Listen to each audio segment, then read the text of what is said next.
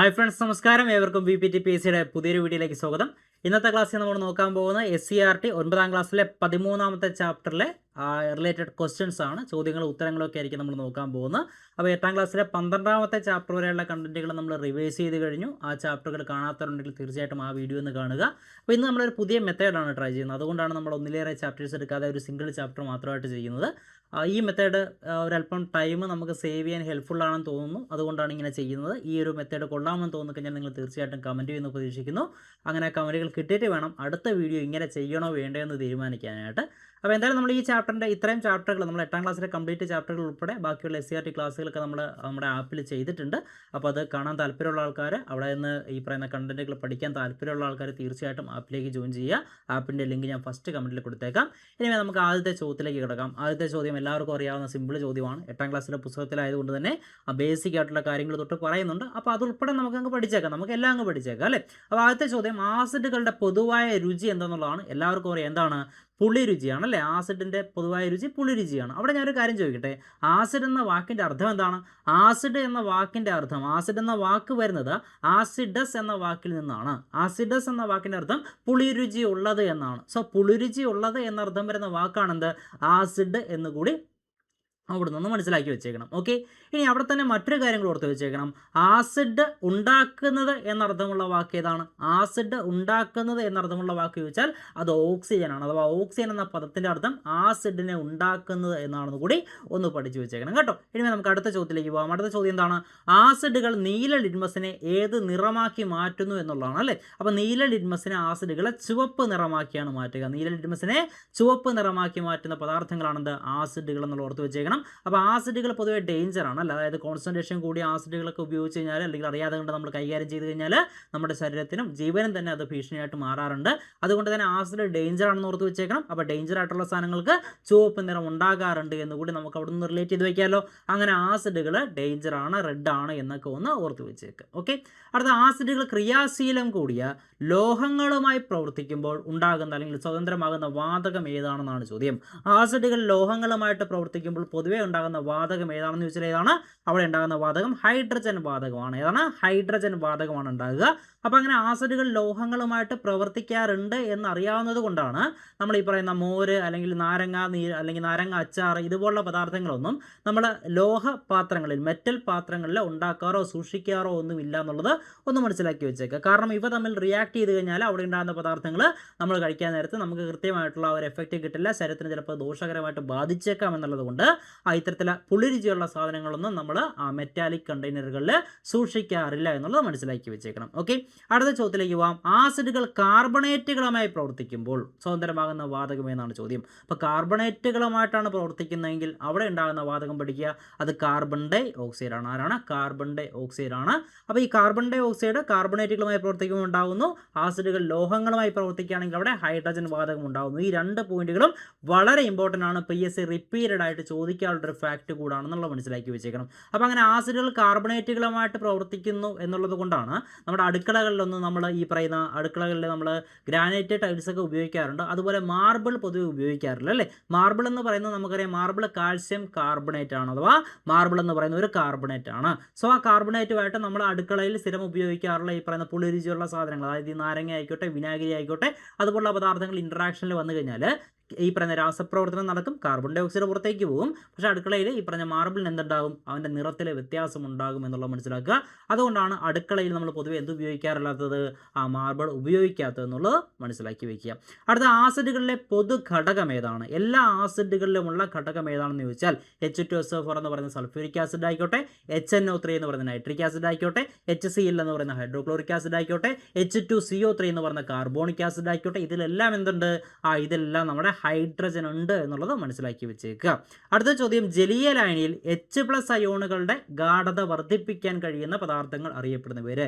H+ അല്ലെങ്കിൽ ഹൈഡ്രജന്റെ positive അയോണാണ് H+ എന്ന് പറയുക. അങ്ങനെ H+ അയോണുകളുടെ ഗാഢത വർദ്ധിപ്പിക്കാൻ കഴിവുള്ള പദാർത്ഥങ്ങളാണ് ആര്? ആസിഡുകൾ എന്നുള്ള മനസ്സിലാക്കി വെച്ചേക്കുക. ഫോർ എക്സാമ്പിൾ HCl എന്ന് പറയുന്ന ഹൈഡ്രോക്ലോറിക് ആസിഡ് എന്ന് പറയുന്ന ആസിഡിനെ നമ്മൾ ജലീയ ലായനിയാക്കി കഴിഞ്ഞാൽ, വെള്ളത്തിലേക്ക് ലയിപ്പിച്ച് കഴിഞ്ഞാൽ ആ HCl എന്നുള്ളത് H+ഉം Cl- ആയിട്ട് സ്പ്ലിറ്റ് ആകും.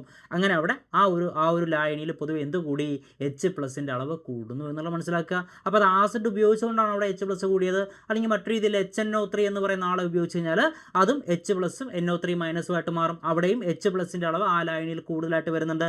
അങ്ങനെ ഒരു ലായനിയിലേക്ക്, ജലീയ ലായനിയിലേക്ക് H+ ഡൊണേറ്റ് ചെയ്യാൻ കഴിവുള്ള ആളുകളാണ് ആര്, ആസിഡുകൾ എന്ന് മനസ്സിലാക്കി വെച്ചേക്കാം. അവിടെ തന്നെ ആൽക്കലിയെ കൂടി പരിചയപ്പെട്ടേക്കാം. Alkali for example NaOH, sodium hydroxide, അല്ലെങ്കിൽ പൊട്ടാസ്യം ഹൈഡ്രോക്സൈഡ് KOH, ഇവരെയൊക്കെ നമ്മൾ വെള്ളത്തിലേക്ക് ലയിപ്പിച്ചാൽ എന്താ പറ്റുക, അവിടെ K+ഉം OH- ആയിട്ട് മാറും. OH- എന്ന് പറയുന്ന അയോണുകളെയാണ് ആ ജലീയ ലായനിയിലേക്ക് ആൽക്കലികൾ ഡൊണേറ്റ് ചെയ്യുക എന്നുള്ളത് മനസ്സിലാക്കുക, അല്ലെങ്കിൽ ബേസുകൾ ഡൊണേറ്റ് ചെയ്യുക എന്നുള്ളത് ഒന്ന് മനസ്സിലാക്കി വെച്ചേക്കുക. അപ്പോൾ H+ അയോണിൻ്റെ അളവ് കൂട്ടാൻ കഴിവുള്ളവർ ആസിഡുകളാണ്. OH- അയോണിൻ്റെ അളവ് കൂട്ടാൻ കഴിവുള്ളവർ ബേസുകളാണ്, അല്ലെങ്കിൽ ആൽക്കലികളാണ് എന്നുള്ളത് മനസ്സിലാക്കി വയ്ക്കുക. അടുത്തത് H+ അയോൺ ജലതന്മാത്രയുമായി കൂടിച്ചേർന്നാൽ ഉണ്ടാകുന്ന അയോൺ ഏതാണെന്നാണ് ചോദ്യം. അത് നമ്മൾ ഈ പറഞ്ഞ HCl എന്ന് പറയുന്ന ആസിഡിനെ നമ്മൾ വെള്ളത്തിലേക്ക് ചേർത്ത് കഴിയുമ്പോൾ അവിടെ H+ ഉണ്ടാകുമെന്ന് നമ്മൾ പറഞ്ഞു. ഈ H+ എന്ന് പറയുന്ന സാധനം H2O എന്ന് പറയുന്ന ജലതന്മാത്രയുമായിട്ട് കൂടിച്ചേർന്നാൽ എന്താ പറ്റുക, H2O എന്ന് പറയുമ്പോൾ അതിൻ്റെ അകത്ത് 2 ഹൈഡ്രജൻ ഓൾറെഡി ഉണ്ട്. ഈ H+ കൂടെ അങ്ങോട്ട് ചെല്ലുമ്പോൾ അവിടെ 3 ഹൈഡ്രജനായി. സോ H3, H2Oയിൽ ഓൾറെഡി ഒരു O ഉണ്ടായിരുന്നു. സോ H3യുടെ കൂടെ വീണ്ടും അവിടെ ഒരു O വരുന്നു. സോ H3O ആയിട്ടത് മാറുന്നു. ദെൻ ഓൾറെഡി H+ ഒരു പോസിറ്റീവ് ചാർജ് ഇല്ലേ, അങ്ങനെ H3O പോസിറ്റീവായിട്ട് മാറുന്നു. H3O പോസിറ്റീവായിട്ട് മാറുന്നു. അങ്ങനെ H3O പോസിറ്റീവ് എന്ന് പറയുന്ന അയോണിന് ഒരു പേരുണ്ട്. അവൻ്റെ പേരാണെന്ത്, ഹൈഡ്രോണിയം അയോൺ. ഏതാണ്, ഹൈഡ്രോണിയം അയോൺ ആണെന്നുള്ളത് ഓർത്ത് വെച്ചേക്കുക. സോ അങ്ങനെ ആസിഡുകൾ വെള്ളത്തിലേക്ക് ലയിക്കുമ്പോൾ H+ അയോണിൻ്റെ അളവ് കൂടുന്നു. ആ H+ അയോണുകൾ ജലതന്മാത്രകളുമായിട്ട് കൂടിച്ചേർന്നിട്ട് H3O പോസിറ്റീവ് എന്ന് പറയുന്ന ഹൈഡ്രോണിയം അയോണിൻ്റെ അളവ് അവിടെ ഇൻക്രീസ് ചെയ്യുന്നുണ്ടെന്നുള്ളതും കൂടി ഒന്ന് മനസ്സിലാക്കി വയ്ക്കുക. അടുത്ത ചോദ്യം, നാരങ്ങ നീരിലെ പുളിരുചിക്ക് കാരണം ഏതാണ്? നമുക്ക് ഡെയിലി ലൈഫിൽ കാണപ്പെടുന്ന ഭക്ഷണത്തിലൊക്കെ ഉപയോഗിക്കാറുള്ള പുളിരുചിയൊക്കെയുള്ള പദാർത്ഥങ്ങളിൽ പൊതുവെ പലതരം ആസിഡുകൾ അടങ്ങിയിട്ടുണ്ട്. അത്തരത്തിലുള്ള ആസിഡുകളെ കൃത്യമായിട്ട് പഠിച്ചു വയ്ക്കണം. ഇതിൻ്റെ ഉത്തരം നിങ്ങൾക്ക് അറിയാമെന്ന് എനിക്കറിയാം. ഏതാണ്, നാരങ്ങ നീരുള്ള ആസിഡ് ഏതാണ്? അത് നമ്മുടെ സിട്രിക് ആസിഡാണ്. നമുക്ക് വേണമെങ്കിൽ ഒന്ന് തെറ്റിച്ചൊന്ന് മാർക്ക് ചെയ്യാൻ നോക്കാം, അല്ലെങ്കിൽ ശരിയാണോ നമുക്ക് അറിയണമല്ലോ. ഫോർ എക്സാമ്പിൾ ഇപ്പോൾ ടാർട്ടാറിക് ആസിഡ് കൊടുത്തു നോക്കാം, കണ്ടോ കൃത്യമായിട്ട് കാണിക്കുന്നുണ്ട്. അപ്പോൾ എന്തായാലും ഇത്തരത്തിലുള്ള ഈ പറയുന്ന ടെസ്റ്റ് സീരീസുകളുടെ ലിങ്ക് ഞാൻ എന്തായാലും ഈ വീഡിയോയുടെ താഴത്ത് നിങ്ങൾക്ക് ഡിസ്ക്രിപ്ഷൻ ബോക്സിലൂടെ തരാം. അങ്ങനെ നിങ്ങൾക്ക് പഠിച്ച കാര്യങ്ങളൊക്കെ കൃത്യമായിട്ട് മനസ്സിലാകുന്നുണ്ടോയെന്നൊക്കെ നിങ്ങൾക്ക് ചെക്ക് ചെയ്യാം. അതുപോലെ തന്നെ ഏതൊക്കെ ടോപ്പിക്കുകളുള്ളതാണ് ഇനി ഇത്തരത്തിലുള്ള ടെസ്റ്റുകൾ നിങ്ങൾക്ക് വേണ്ടതെന്നും കൂടി നിങ്ങളൊന്ന് കമൻറ്റ് ചെയ്യണം കേട്ടോ. അപ്പോൾ എന്തായാലും ഇവിടുത്തെ ആൻസർ ഏതാണ്, സിട്രിക് ആസിഡ് ആണ് ഇവിടുത്തെ ആൻസർ. നാരങ്ങാ നീരുള്ളത് സിട്രിക് ആസിഡ് ആണെന്ന് ഓർത്ത് വെച്ചേക്കാം. അടുത്ത മോരിലും തൈരിലും അടങ്ങിയിട്ടുള്ള ആസിഡ്, പാല്, മോര്, തൈര്, ഇതിലൊക്കെ അടങ്ങിയിരിക്കുന്ന ആസിഡ് ഏതാണ്? അത് ലാക്റ്റിക് ആസിഡ് ആണ്. ഈ ലാക്റ്റിക് ആസിഡ് എന്ന് പറയുമ്പോൾ അവിടെ തന്നെ വേറെയുള്ള നിങ്ങൾക്കറിയാം, ലാക്ടോബാസിലസ് ബാക്ടീരിയകൾ എന്ന് പറയുന്ന ബാക്ടീരിയകളാണ് പാലിനെ തൈരാക്കി മാറ്റുക എന്നുള്ളത് കൂടി അവിടെ ഒന്ന് മനസ്സിലാക്കി വെച്ചേക്കണം കേട്ടോ. അടുത്ത ചോദ്യത്തിലേക്ക് പോകാം. അടുത്ത ചോദ്യം എന്താണ്, പുളിയിൽ അടങ്ങിയിരിക്കുന്ന ആസിഡ്, പുളി, മുന്തിരിയിലൊക്കെ ഏതാണ്? ടാർട്ടാറിക് ആസിഡ് ആണ് കേട്ടോ, ടാർട്ടാറിക് ആസിഡ്.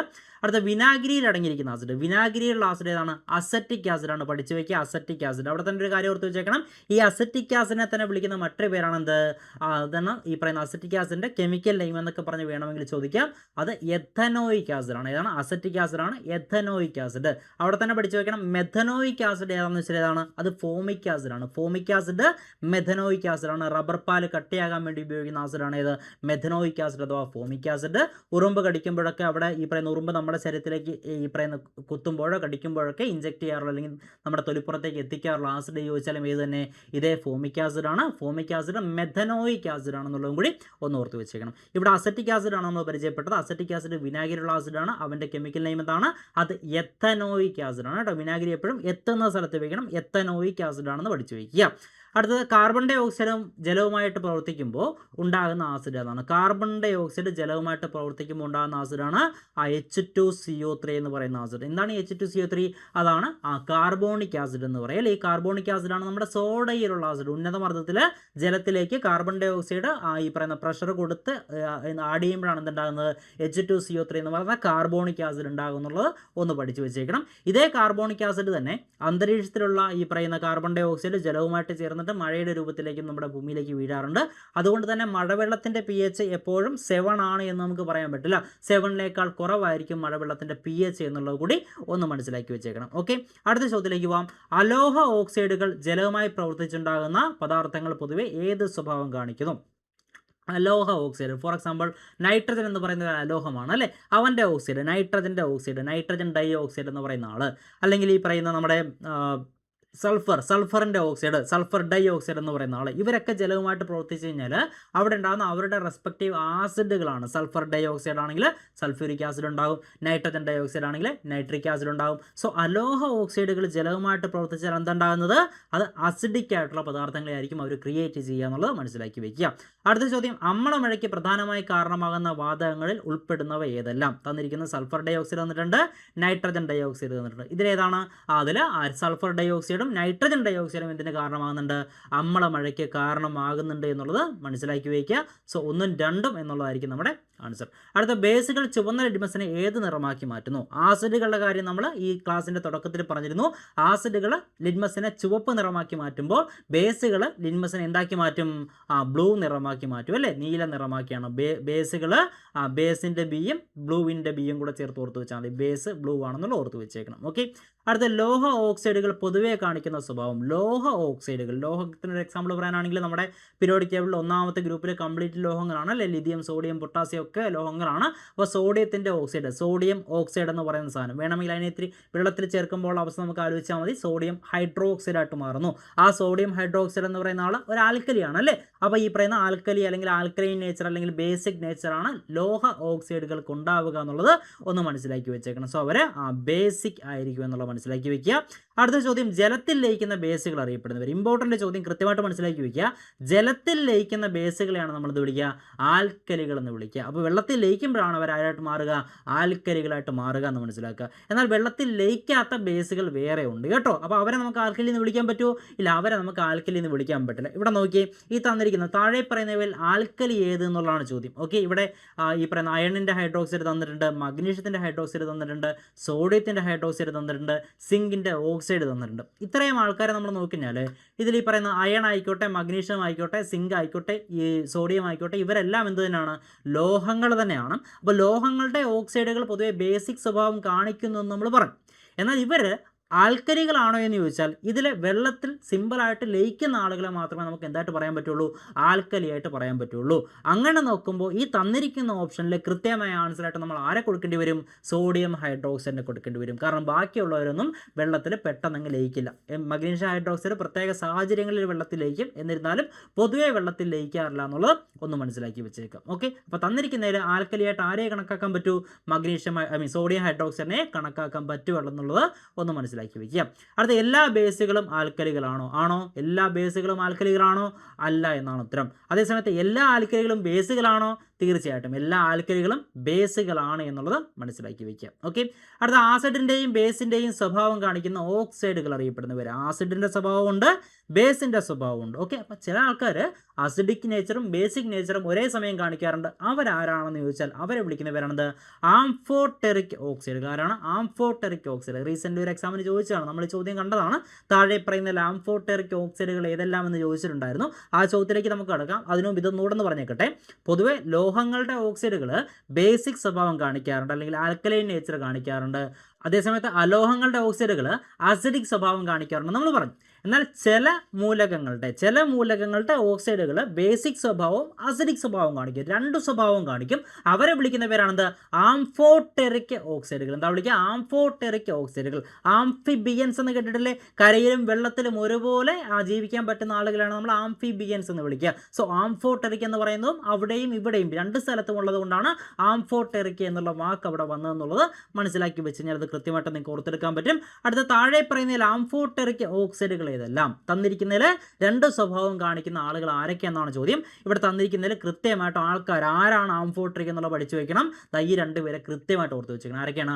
അലൂമിനിയത്തിൻ്റെ ഓക്സൈഡ് Al2O3 എന്ന് പറയുന്ന ആൾ, അതുപോലെ തന്നെ സിങ്കിൻ്റെ ഓക്സൈഡ് ZnO എന്ന് പറയുന്ന ആൾ. ഓക്കെ. അപ്പോൾ അലൂമിനിയം ഓക്സൈഡും സിങ്കിൻ്റെ ഓക്സൈഡും ഈ രണ്ട് പേരും എന്താണ്? ആംഫോടെറിക് ആണ്.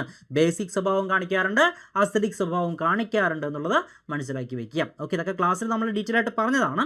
അടുത്ത, അസിഡിക് സ്വഭാവമോ ബേസിക് സ്വഭാവമോ ഇല്ലാത്ത ആളുകളെ എന്താ വിളിക്കുക? ഇപ്പം നമ്മൾ നേരത്തെ പറഞ്ഞു ലോഹങ്ങളാണെങ്കിൽ അവർ എന്ത് സ്വഭാവം കാണിക്കുക? ലോഹങ്ങളാണ് എങ്കിൽ അവർ ഈ പറയുന്ന ബേസിക് സ്വഭാവം കാണിക്കുമെന്ന് പറഞ്ഞു. അലോഹങ്ങളുടെ ഓക്സൈഡ് ആണെങ്കിൽ അവർ അസിഡിക് സ്വഭാവം എന്ന് പറഞ്ഞു. ഇനി രണ്ടും കാണിക്കുന്ന ചില ആൾക്കാരുണ്ട്, അവരാണ് ആംഫോടെറിക് എന്ന് പറഞ്ഞു. ഇനി രണ്ടും കാണിക്കാത്ത ഓക്സൈഡുകളുണ്ട്, അവിടെയും നിൽക്കില്ല ഇവിടെയും നിൽക്കില്ല. ഓക്കെ. അവിടെയും ഇല്ല ഇവിടെയും ഇല്ല. അങ്ങനെ അസിഡിക് സ്വഭാവമോ ബേസിക് സ്വഭാവമോ ഇല്ലാത്ത ഓക്സൈഡുകൾ ആരാന്ന് വെച്ചാൽ ആരാണ്? അവരെ നമ്മൾ ന്യൂട്രൽ ഓക്സൈഡുകൾ എന്ന് വിളിക്കും. എന്ത് വിളിക്കും? ന്യൂട്രൽ ഓക്സൈഡുകൾ എന്നാണ് വിളിക്കുക. ഓക്കെ, അതൊന്ന് കൃത്യമായിട്ട് പഠിച്ചു വയ്ക്കണം. അവിടെ തന്നെ അവരുടെ എക്സാമ്പിളും പഠിച്ചു വയ്ക്കണം. നോക്കിയേ, താഴെ പറയുന്നവയിൽ ന്യൂട്രൽ ഓക്സൈഡുകൾ ഏതെല്ലാമാണ് ന്യൂട്രൽ ഓക്സൈഡുകൾ? നോക്കിയേ, ആദ്യത്തെ ഓപ്ഷൻ തന്നെ നോക്കിയേ, കാർബൺ മോണോക്സൈഡും നൈട്രിക് ഓക്സൈഡും. നൈട്രജൻ്റെ NO എന്ന് പറയുന്ന ആൾ നൈട്രിക് ഓക്സൈഡ് ആണ്.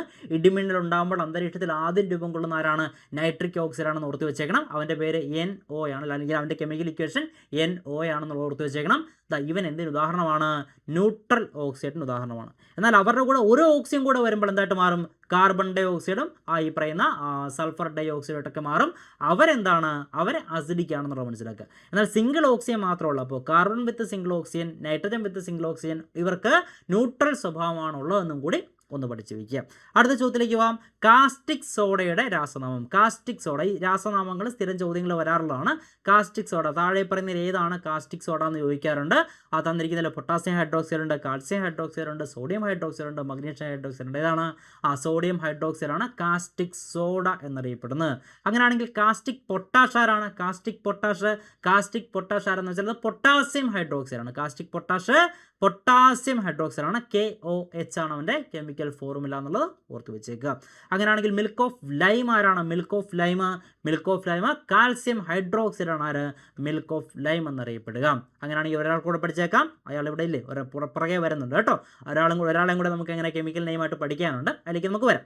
ഇനി അടുത്ത, ആസിഡും ബേസും തമ്മിൽ പ്രവർത്തിച്ച് ജലവും ലവണവും ഉണ്ടാകുന്ന രാസപ്രവർത്തനം എന്നാണ് ചോദ്യം. ജലവും ലവണവും ഉണ്ടാകുന്ന രാസപ്രവർത്തനം ന്യൂട്രലൈസേഷൻ റിയാക്ഷൻ എന്ന് പറയും. എന്താണ് ന്യൂട്രലൈസേഷൻ? മലയാളത്തിലാണെങ്കിൽ നിർവീരീകരണ രാസപ്രവർത്തനം എന്നാണ് വിളിക്കുക കേട്ടോ. എന്താണ് നിർവീരീകരണ രാസപ്രവർത്തനം എന്നാണ് അതിന് പറയുക എന്നുള്ളത് അറിഞ്ഞു വെച്ചേക്കുക.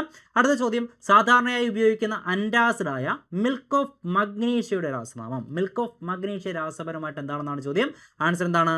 അത് magnesium hydroxide. Milk of magnesium hydroxide ആണെന്ന് ഓർത്ത് വെച്ചേക്കണം. കാസ്റ്റിക് പൊട്ടാസ്യം ഹൈഡ്രോക്സൈഡ് ആണെന്ന് ഓർത്ത് വെച്ചേക്കണം. അതുപോലെ തന്നെ കാസ്റ്റിക് സോഡ സോഡിയം ഹൈഡ്രോക്സൈഡ് ആണെന്ന് ഓർത്ത് വെച്ചേക്കണം. ദെൻ വേറെന്തായിരുന്നു നമ്മൾ പറഞ്ഞത്? നമ്മുടെ കാൽസ്യം ഹൈഡ്രോക്സൈഡ്, അത് മിൽക്ക് ഓഫ് ലൈം ആണെന്ന് കൂടി ഒന്ന് ഓർത്ത് വെച്ചേക്കുക കേട്ടോ. അടുത്ത ചോദ്യത്തിലേക്ക് പോകാം. അടുത്ത ചോദ്യം, pH സ്കെയിൽ ആവിഷ്കരിച്ച ശാസ്ത്രജ്ഞനാരാണ്? സയൻറ്റിസ്റ്റ് ആരെന്നാണ് ചോദ്യം. ആരാണ്? സൊറൻസൺ ആണ് കേട്ടോ. pH സ്കെയിൽ കൊണ്ടുവരുന്ന സൊറൻസൺ ആണ്, പഠിച്ചു വയ്ക്കുക. അടുത്ത, pH സ്കെയിലിൽ പ്രധാനമായിട്ടും ഏത് അയോണിൻ്റെ ഗാഢതയാണ് അടിസ്ഥാനമാക്കിയിട്ടുള്ളത്? pH സ്കെയിലിൽ ഹൈഡ്രജൻ പ്ലസ് H+ അയോണുകളുടെ ഗാഢതയാണ് നമ്മൾ നോക്കുക എന്നുള്ളത് മനസ്സിലാക്കി വയ്ക്കണം. അടുത്തത്, നിർവീര്യ ലായനിയുടെ pH മൂല്യം. pH സ്കെയിലിൽ 0 മുതൽ 14 വരെയുള്ള റീഡിങ്സ് ആണുള്ളത്. അതിലൊത്ത നടുക്ക് വരുന്ന വാല്യൂ ആയിട്ടുള്ള 7 ആണ് നിർവീര്യമായിട്ടുള്ള ലായനിയുടെ pH എന്നുള്ള ഓർത്ത് വെച്ചേക്കണം. അപ്പോൾ ശുദ്ധമായ ജലത്തിൻ്റെ pH എപ്പോഴും എന്തായിരിക്കും? 7 ആയിരിക്കും എന്നുള്ളത് അറിഞ്ഞു വയ്ക്കുക. അടുത്ത, pH മൂല്യം 7-ൽ കുറഞ്ഞ ലായനി. നമ്മൾ പറഞ്ഞു കൃത്യം നടുക്ക് നിർവീര്യ ലായനി 7 ആണെന്ന് പറഞ്ഞു. 7-ൽ കുറഞ്ഞാൽ അതെന്തായിരിക്കും? അത് ആസിഡ് ആയിരിക്കും, അസിഡിക് ആയിരിക്കും എന്നുള്ളത് മനസ്സിലാക്കുക. അതേസമയത്ത് 7-ൽ കൂടിയാൽ ഏതായിരിക്കും? 7-ൽ കൂടുതലുണ്ടെങ്കിൽ അതെന്തായിരിക്കും? അത് ബേസിക് ആയിരിക്കും എന്നുള്ളത് കൂടി പഠിച്ചു വയ്ക്കണം കേട്ടോ. അടുത്ത, അമ്ല സ്വഭാവം കൂടുതലുള്ള മണ്ണിൻ്റെ അമ്ലത കുറയ്ക്കാൻ സാധാരണയായിട്ട് ചേർക്കാറുള്ളത്. കർഷകർ ആ മണ്ണിന് pH കുറവാണ് അല്ലെങ്കിൽ അമ്ലത്വമുള്ള മണ്ണാണ് ഉള്ളതെങ്കിൽ, അമ്ലത്വമുള്ള മണ്ണ് സസ്യങ്ങൾക്ക് പൊതുവെ ദോഷകരമാണ്. ആ അമ്ലത്വം മാറാൻ വേണ്ടിയിട്ട് മണ്ണിൽ എന്താണ് ഉപയോഗിക്കുക എന്ന് വെച്ചാൽ എന്താണ്? എക്സാക്ട്ലി എന്താണ്? കുമ്മായമാണ് ഉപയോഗിക്കുക കേട്ടോ. എന്തുപയോഗിക്കും? കുമ്മായം ഉപയോഗിക്കുക എന്നുള്ളത് മനസ്സിലാക്കി വയ്ക്കുക. അടുത്ത, ലവണങ്ങൾ പൊതുവെ ഏത് തരത്തിലുള്ള സംയുക്തങ്ങളാണ്? നമ്മുടെ ഈ ചാപ്റ്റർ എന്ന് പറയുമ്പോൾ ആസിഡുകൾ, ബേസുകൾ, ലവണങ്ങൾ എന്നുള്ളതാണ്. സോ നമ്മൾ ലവണങ്ങളിലേക്ക് കടക്കുകയാണ്. അപ്പോൾ ലവണങ്ങൾ പൊതുവെ ഏത് തരം സംയുക്തങ്ങളാണെന്ന് ചോദിച്ചാൽ, ലവണങ്ങൾ പൊതുവെ അയോണിക സംയുക്തങ്ങളാണ്. രാസപ്രവർത്തനത്തിൽ ഏർപ്പെട്ടുകൊണ്ട് ഇലക്ട്രോണുകളെ അങ്ങോട്ടും ഇങ്ങോട്ടും ട്രാൻസ്ഫർ ചെയ്തുകൊണ്ടാണ് പൊതുവെ എന്തുണ്ടാകുക? അയോണിക സംയുക്തങ്ങൾ ഉണ്ടാകുക. അത്തരത്തിലുള്ള അയോണിക സംയുക്തങ്ങളാണ് പൊതുവെ ഈ പറയുന്ന ലവണങ്ങൾ എന്നുള്ളത് മനസ്സിലാക്കി വെച്ചേക്കുക. സോഡിയം ക്ലോറൈഡ് എന്ന് പറയുന്ന ഒരു ലവണത്തിന് ഉദാഹരണമാണ്. അവിടെ സോഡിയത്തിൻ്റെ കയ്യിലുള്ള ഒരു ഇലക്ട്രോണിനെ ക്ലോറിന് ട്രാൻസ്ഫർ ചെയ്യുന്നുണ്ട്. എന്നിട്ട് അങ്ങനെ Na പോസിറ്റീവും Cl മൈനസും അയോണുകൾ ഉണ്ടാകുന്നുണ്ട്. ഇവർ പരസ്പരം ആ ഒരു ആകർഷണ ബലത്തിലാണ് ഒരുമിച്ച് ചേർന്ന് നിൽക്കുക. അങ്ങനെയാണ് സോഡിയം ക്ലോറൈഡ് എന്ന് പറയുന്ന കറിയുപ്പ് എന്ന് പറയുന്ന ലവണം ഉണ്ടാകുക എന്നുള്ളത് മനസ്സിലാക്കി വയ്ക്കുക. അടുത്ത ചോദ്യം, ക്ലോറൈഡ് അയോണിനെ തിരിച്ചറിയാൻ ഉപയോഗിക്കുന്ന ലായനി ഏതാണ്? ക്ലോറൈഡ് അയോൺ, അതായത് ഈ പറയുന്ന അയോണുകളുടെ ഐഡൻറ്റിഫിക്കേഷൻ ടെസ്റ്റുകൾ 8ാം ക്ലാസ്സിലെ പിള്ളേരുടെ പുസ്തകത്തിൽ ഇപ്പോൾ കൊടുത്തിട്ടുണ്ട്. അപ്പോൾ അതുകൊണ്ട് തന്നെ തീർച്ചയായിട്ടും അതും കൂടി ഒന്ന് അറിഞ്ഞു വയ്ക്കണം. റാങ്ക് മേക്കിംഗ് ലെവലിൽ ചോദ്യങ്ങളിലേക്ക് വരാം. പഴയ ടെക്സ്റ്റ് ബുക്കുകളിൽ ഇല്ലാത്ത ഒരു ഡേറ്റയാണ്. പഴയ ടെക്സ്റ്റ് ബുക്കിൽ ഈ ഒരു കണ്ടന്റ് ഈ ഒരു ഏരിയ ഇല്ലായിരുന്നു. ആസിഡുകളും ലവണങ്ങളും അല്ലെങ്കിൽ ആസിഡുകളും ബേസുകളുമായിട്ട് ബന്ധപ്പെട്ട കാര്യങ്ങൾ പറഞ്ഞങ്ങ് പോവുകയാണ്. ഇത്തരത്തിലുള്ള ഐഡന്റിഫിക്കേഷൻ ടെസ്റ്റുകളൊന്നും ഇവിടെ നമുക്ക് ഉണ്ടായിരുന്നില്ല. എന്തായാലും നമുക്ക് അതുകൂടി നോക്കണം. അപ്പോൾ നമുക്ക് ഈ ഒരു 3-4 പേരുടെ കേസ് മാത്രമേ ഉള്ളൂ കേട്ടോ. അപ്പോൾ ക്ലോറൈഡ് അയോണിനെ തിരിച്ചറിയാൻ വേണ്ടി ഉപയോഗിക്കുന്നത് എന്താണ്? അത് സിൽവർ നൈട്രേറ്റ് ആണ്. അപ്പോൾ ക്ലോറൈഡ് ഉണ്ടെങ്കിൽ സിൽവർ നൈട്രേറ്റുമായിട്ട് അതിനെ റിയാക്ട് ചെയ്യിപ്പിക്കുമ്പോൾ ഒരു ആവശ്യത്തിന് രൂപം കൊള്ളുന്നുണ്ടോ ഇല്ലെന്നുള്ളത് നോക്കിയിട്ടാണ് ക്ലോറൈഡ് ആണോ അല്ലേ എന്നുള്ളത് നമ്മൾ പറയാം. അടുത്തത് സൾഫേറ്റ് അയോണിനെ തിരിച്ചറിയാൻ ഉപയോഗിക്കുന്ന ലായനി ഏതാണ്? സൾഫേറ്റ് അയോണാണ്. നമ്മുടെ കയ്യിലുള്ള ഒരു സോൾട്ടിൽ ഒരു ലവണത്തിൽ സൾഫേറ്റ് ഉണ്ടോ, സൾഫേറ്റ് അയോണുകൾ ഉണ്ടോ എന്നറിയാൻ വേണ്ടിയിട്ട് നമ്മൾ ഉപയോഗിക്കുന്ന എന്തിനാന്ന് വെച്ചാൽ അത് ബേരിയം ക്ലോറൈഡിനാണ്. എന്താണ്? ബേരിയം ക്ലോറൈഡിനെ ഉപയോഗിച്ചിട്ടാണ് ആ ടെസ്റ്റ് നമ്മൾ എക്സിക്യൂട്ട് ചെയ്യുക എന്നുള്ളത് മനസ്സിലാക്കി വെച്ചേക്കുക. ഈ ടെസ്റ്റൊക്കെ നടത്തുമ്പോൾ എന്താണ് സംഭവിക്കുക എന്നുള്ളതൊക്കെ ഡീറ്റെയിൽ ആയിട്ട് നമ്മൾ നമ്മുടെ ക്ലാസ്സിൽ പറഞ്ഞിട്ടുണ്ട്. അതുകൊണ്ട് ഞാൻ വീണ്ടും റിപ്പീറ്റ് ചെയ്യുന്നില്ല. ഇതൊരു റിവിഷൻ ആണ്. റിവിഷൻ ഇൻ ദ സെൻസ് നമ്മൾ പഠിച്ചോ ഇല്ല എന്നുള്ള മനസ്സിലാക്കാനുള്ള പരിപാടിയാണ്.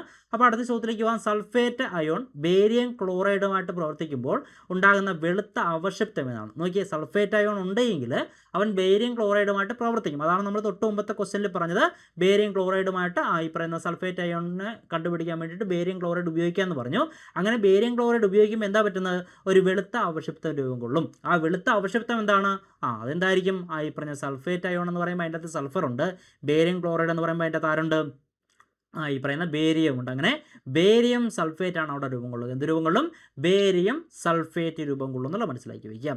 അടുത്ത നൈട്രേറ്റ് അയോണിൻ്റെ പരിശോധനയിൽ ദ്രാവകങ്ങൾക്കിടയിൽ, 2 ദ്രാവകങ്ങൾക്കിടയിൽ രൂപപ്പെടുന്ന വലയത്തിൻ്റെ നിറം എന്തെന്നുള്ളതാണ് ചോദ്യം. അപ്പോൾ ഒരു പദാർത്ഥത്തിൽ നൈട്രേറ്റിൻ്റെ അളവുണ്ട് എങ്കിൽ ടെസ്റ്റ് ചെയ്യുമ്പോൾ അവിടെ 2 ദ്രാവകങ്ങളൊക്കെ ഉണ്ടാകുന്ന ഒരു കേസുണ്ട്. ആ ദ്രാവകങ്ങൾ പരസ്പരം കണ്ടുമുട്ടുന്ന ആ ഒരു പോർഷനിൽ ഒരു റിങ് ഉണ്ടാകാറുണ്ട്. ആ റിങ്ങിൻ്റെ നിറം എന്താണെന്ന് വെച്ചാൽ ബ്രൗൺ ആണ്, അല്ലെങ്കിൽ തവിട്ടാണ്. ഇത് നമ്മൾ ബ്രൗൺ റിംഗ് ടെസ്റ്റ് എന്നൊക്കെ വിളിക്കാറുണ്ടെന്നും കൂടി ഒന്ന് അറിഞ്ഞു വെച്ചേക്കണം കേട്ടോ.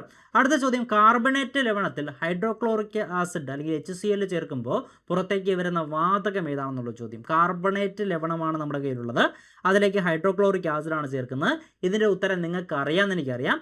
അതൊന്ന് കമൻറ്റ് ചെയ്യണം കേട്ടോ. ഇപ്പോൾ ഒന്ന് കമൻറ്റ് ചെയ്യും. എന്തായാലും എനിക്ക് ഇതിൻ്റെ ചോദ്യത്തിൻ്റെ ആൻസർ മാർക്ക് ചെയ്യാതെ അടുത്തേക്ക് പോകാൻ പറ്റില്ല. അതുകൊണ്ട് ഞാൻ മാർക്ക് ചെയ്യണം. അല്ലെങ്കിൽ നിങ്ങളോട് കമൻറ്റ് ചെയ്യാൻ ഞാൻ പറഞ്ഞേനെ. പോട്ടെ, അടുത്ത ചോദ്യത്തിലേക്ക് പോകാനായിട്ട്. അടുത്ത ചോദ്യം പദാർത്ഥങ്ങളുടെ രസതന്ത്രം എന്നുള്ള അടുത്ത ചാപ്റ്ററിൽ നിന്നുള്ളതാണ്, 15ാമത്തെ ചാപ്റ്ററിൽ നിന്നുള്ളതാണ്. അപ്പോൾ എന്തായാലും നിങ്ങൾ എന്ത് ചെയ്യുക? ഈ ചോദ്യത്തിൻ്റെ ഉത്തരം നിങ്ങൾ കമൻറ്റ് ചെയ്യുക. ഓക്കെ, ഈ ചോദ്യം ഈ ചാപ്റ്ററുമായിട്ട് നമ്മൾ അടുത്ത വീഡിയോയിൽ കാണുന്നതായിരിക്കും. അപ്പോൾ ചോദ്യങ്ങൾക്ക് റെഡിയാണ്. മൊത്തം 240 ചോദ്യങ്ങളും കൂടി ഇനി 240 ഇല്ല, ഇനി ഒരു 200ഓളം ചോദ്യങ്ങളും കൂടെ ഉണ്ട്. ആ 200 ചോദ്യങ്ങൾ കൊണ്ട് 15, 16, 17, 18 4 ചാപ്റ്റേഴ്സ് അവിടെ കഴിയും. 4 ചാപ്റ്ററിൽ 200 ചോദ്യം നമ്മൾ റെഡിയാക്കി വെച്ചിട്ടുണ്ട് കേട്ടോ. അപ്പോൾ ആ ചോദ്യങ്ങളുമായിട്ട് ഉത്തരങ്ങളൊക്കെ കിട്ടുന്നതിന് വേണ്ടിയിട്ട് നിങ്ങൾ തീർച്ചയായിട്ടും നമ്മുടെ ആപ്പിൽ നമ്മുടെ യൂട്യൂബ് സബ്സ്ക്രൈബ് ചെയ്യുമെന്നും അതുപോലെ തന്നെ ക്ലാസ് കൊള്ളാമെങ്കിൽ ലൈക്ക് ചെയ്യുമെന്നും കമൻറ്റ് ചെയ്യുന്നൊക്കെ പ്രതീക്ഷിക്കുന്നു. ഞാനത് കൂടാണ്ട് എക്സ്ട്രാ പോയിന്റുകളും ഡീറ്റെയിൽഡ് ക്ലാസ്സുകൾ SCRT ടെക്സ്റ്റ് ബുക്ക് ബേസ് ചെയ്തിട്ടുള്ള ഡീറ്റെയിൽഡ് ക്ലാസ്സുകളും കിട്ടുന്നതിന് വേണ്ടിയിട്ട് നമ്മുടെ ആപ്പിൽ ജോയിൻ ചെയ്യുക. ആപ്പിൻ്റെ ലിങ്ക് ഞാൻ ഫസ്റ്റ് കമൻറ്റിൽ പിൻ ചെയ്ത് വെച്ചിട്ടുണ്ട്. എന്തായാലും നമുക്ക് അടുത്ത ക്ലാസ്സിൽ വീണ്ടും കാണാം. Good bye. Thank you.